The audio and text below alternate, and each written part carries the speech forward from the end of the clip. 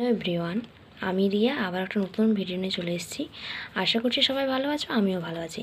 তো আজকে আমাদের বাড়িতে মাশরুম এসছে, আমরা এটা প্রথমেই খাবো, মানে নতুন জিনিস আর কি।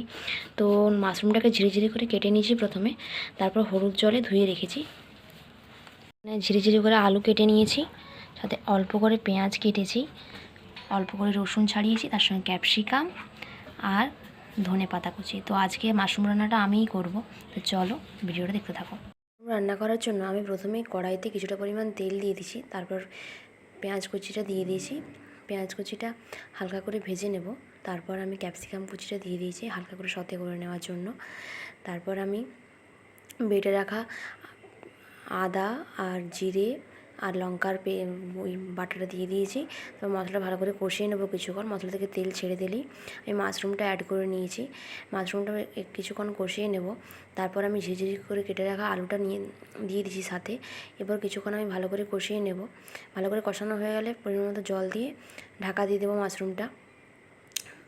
মাশরুমটা দেখো ভালো করে ফুটে এসেছে। এরপর আমি লাস্টে ধনেপাতাটা দিয়ে দিয়েছি। ধনেপাতাটা দেওয়ার পর ভালো করে মিক্স করে নিলাম মাশরুমটা। আমার তো মাশরুম রান্না একদম রেডি, দেখতেই পাচ্ছ কী সুন্দর দেখতে হয়েছে। এবার খেয়ে পর তোমাদের রিভিউটা জানাবো। মাশরুমটা আজ ফার্স্ট টাইম রান্না করেছিলাম, খেতে বেশ ভালোই হয়েছিল। সবাই খেয়ে খুব প্রশংসা করেছে, বিশেষ করে আমার বাবা ফার্স্ট ক্লাস বলা মানেই রান্না আর কি দারুণ হয়েছে। মানে বাবা একটু রান্না করে ভীষণ খুঁতখুঁতে। আর সব আমারও খাওয়া হয়ে গেছে। আর যারা আমার ভিডিও রেগুলার দেখো তারা তো জেনেই গেছো যে ভাত খাওয়ার পর আমার ঘুমানোর অভ্যেস আছে। আমি তো এবার ঘুমোতে যাব, কিন্তু দেখছি আবার মেঘ ধরে গেছে, মানে আজকে আবার বৃষ্টি, আবার বজ্রপাত, কারেন্ট থাকবে না রাত্রেবেলায়, ভীষণ একটা বাজে ব্যাপার। আর আমাদের এখানে যেন পাশের গ্রামেতে লক্ষ্মী পুজো হচ্ছে, আমার যদিও যাওয়া হয়নি, কোনোদিনই আমি যাই না ছোটোবেলা থেকেই, যেহেতু কোনোদিন লক্ষ্মী পুজোতে যাইনি আর সেরকম ওই জন্য আর ইন্টারেস্টও নেই বড়োবেলাতে যে যাবো ঘুরতে। আর বাচ্চারা কিন্তু এই পুজোর সময় বেশি মজা করে, চারিদিকে পটকা ফাটাচ্ছে, সাউন্ডও হয়তো মাঝে সাঝে পাবে।